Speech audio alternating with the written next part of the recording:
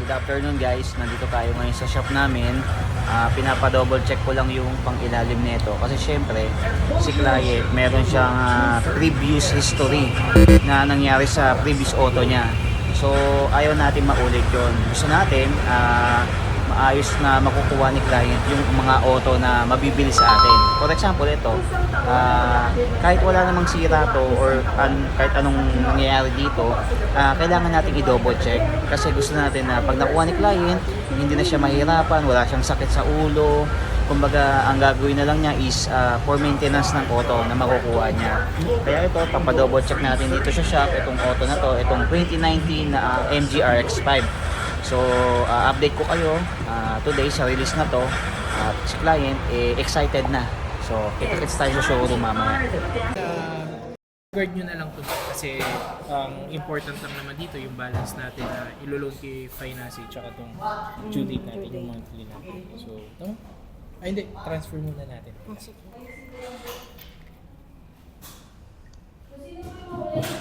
So again, ngayon yung release ni Ma'am sa 2019 MG RX-5. So interviewin natin si Ma'am during assisting sa online, assisting dito sa showroom, and then sa releasing. Ma'am, kamusta naman yung assisting ko dun sa online? Sobrang bilis. Grabe, hindi ako makapaniwala. Kasi last time, kapag ka nag-a-apply ako sa mga, lalo sa brand new, it takes 2 to 3 weeks, ganyan. Ito, nag-inquire lang ako. Tapos, pumunta ako para i-check yung unit. Tapos, nag-reservation ako. By the next day, umaga pa.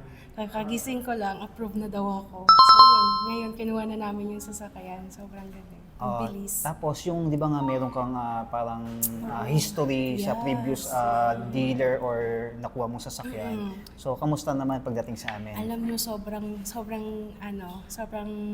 natulungan nila ako na mawala yung trauma ko kasi in-explain nila lahat. Tapos yung kapag parang may nafe-feel ako na off, talagang in-explain nila na normal yung ganito. Tapos tumawag pa sila ng mechanic para lang mapaniwala ako kasi nga sobrang laki ng trust issue ko talaga kasi nga sa nangyari sa akin before sa sakit. Yes, I understand. Napaniwala naman ba kita? Oo naman.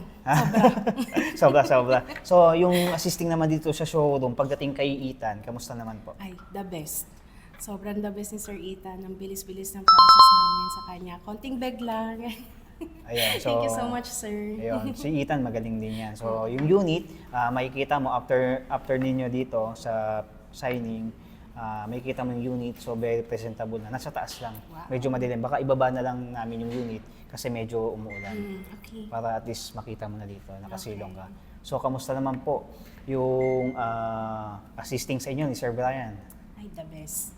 Sir Brian, pareho kami ng taste sa sasakyan. So, napakadali lang ng process. Alam niya lahat ng details ng sasakyan. So, hindi agad ako nag-doubt na mahihirapan ako na mamili ko ano talaga yung sasakyan para sa akin. So, Okay, so thank you again, ma'am. Thank you po. Salamat ma'am. sobra, sir. Thank you po.